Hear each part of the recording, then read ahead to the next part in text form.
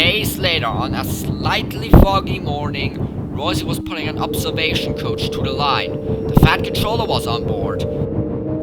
She made it to Kelstrup Road and carefully steamed onto the abandoned line.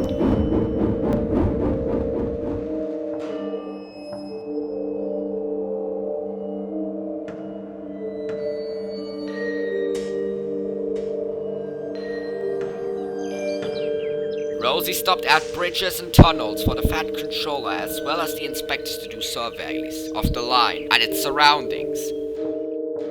They made it to the first station, Rolf's Castle. As the inspectors looked around, the station looked old and worn out, but oddly, its overall structure seemed to be in very good condition. They soon moved on to the next station at Kirk. Again, as with the last one, the station seemed to be in perfect condition, but the line itself was old and rusty and needed to be replaced. Rosie looked around the surroundings. For some strange reason, she was feeling uneasy. You alright? What's the matter? I'm kind of feeling a bit, well, unsure about being here. I mean, it's not that I don't like it here, but it's something that I can't explain right. The driver thought that Rosie may have not slept right and must be getting an overdrive thought in her mind. The Fat Controller walked up to her. The Kirk branch line seems to be in great condition. It will need a few things cleared away and repairing, but I think overall we'll have this ready for the spring season next year. Excuse me for asking, sir, but what about the small dock further down the line? Does that need inspecting? It's still in operation. The Council of Kirk preserved it and has since kept the docks in working order. Its small fleet of fishing boats are currently in use of selling or delivering cargo from the mainland. The Flying Kipper will also have some use there for that some small deliveries of fish can be made. As for passenger trains for the two stations, that will be no problem. I will soon find the right engines to run it on the line once it's completely repaired.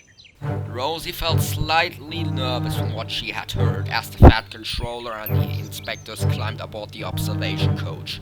Just then, a sudden gust of wind blew from out of nowhere, followed by a cold drop in the atmosphere around their area. Rosie felt the chills in her boiler, and she started to get more tense.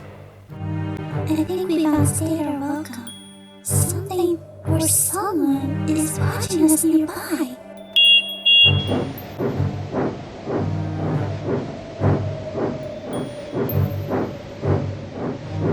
As she pulled away, Rosie thought she saw a mysterious figure with what looked to be a man watching her through the mist.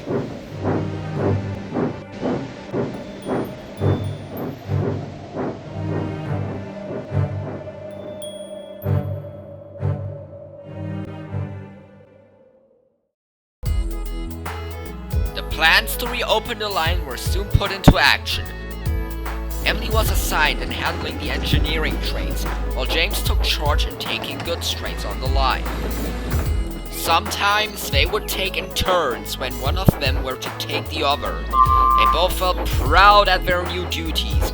With great teamwork, the repairing of the line was going at a quick pace, and soon it came to work on the station at Wolf's Castle. It would take about a few weeks or months to complete, but there were more than enough workmen to get the job done.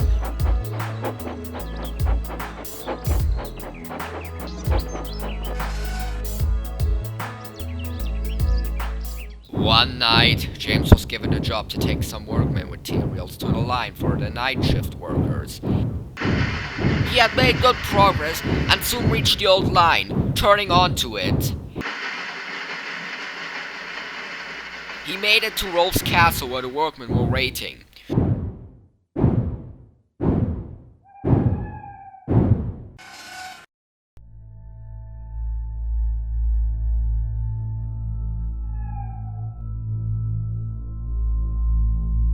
James sizzled nicely as he watched them get to work.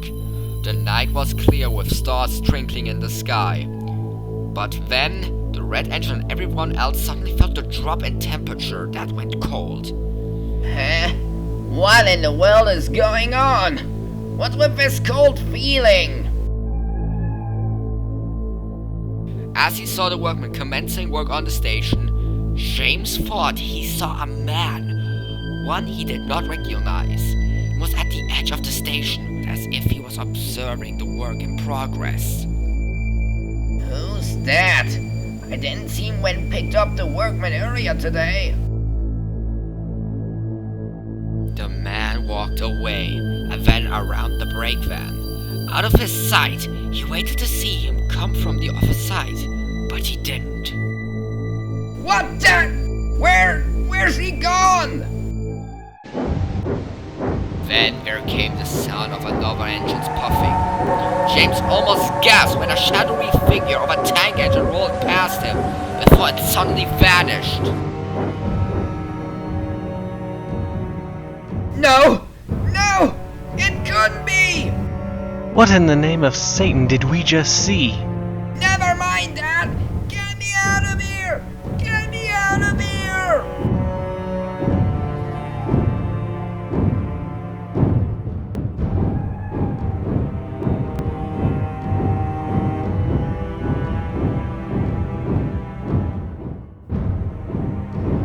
Leaving the workmen and the engineering train behind, James raced along the main line and didn't stop until he reached Rickerstown.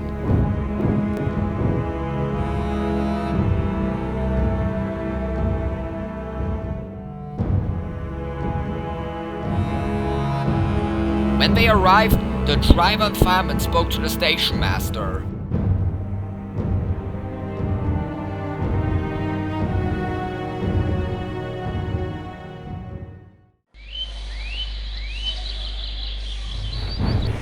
The next morning, James told Emily about what had happened the night before. That's some story, James. Are you sure your mind wasn't playing a trick on you? I'm not kidding.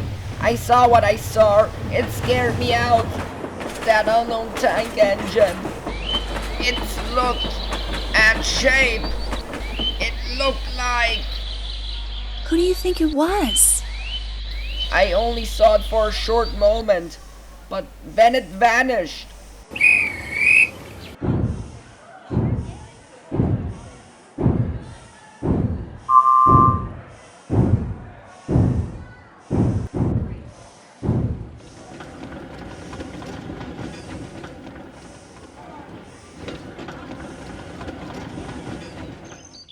Work on the Kirk-Roman branch line continued on.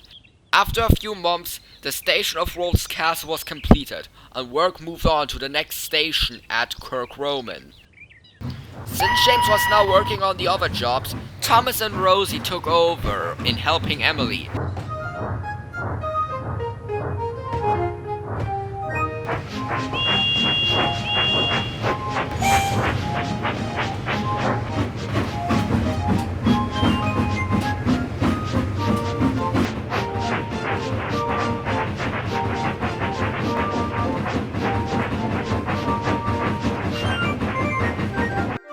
As the weeks passed by, repairs and restoration to the station of Kirk-Roman was eventually completed. Next came the replacement of the old rails. This took about a few months to do, but thanks to the amount of teamwork from the workmen, both day and night, it was nearing completion.